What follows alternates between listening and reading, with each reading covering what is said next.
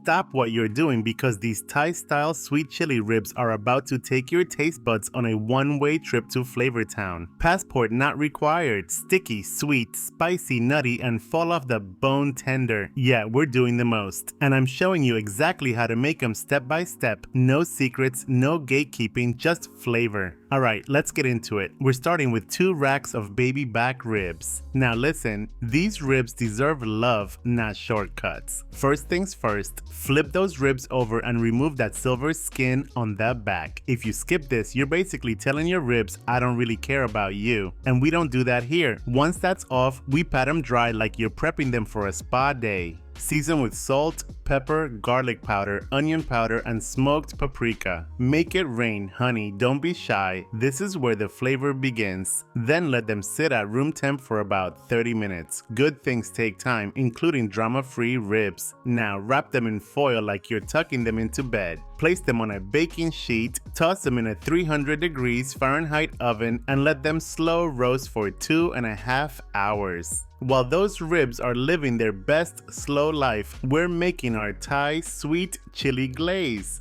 Oh yes. In a saucepan, combine Thai sweet chili sauce, soy sauce, fish sauce. Trust me, it's the flavor bomb you didn't know you needed. Honey, rice vinegar, sriracha, fresh minced garlic, grated ginger, and a little lime zest and juice. Simmer it down until it's glossy and thick, like the plot of a good telenovela. Stir it, baby, love it, let it get sticky. When the ribs come out of the oven, carefully unwrap them. Now brush them with that glaze like you're painting your masterpiece, because you are.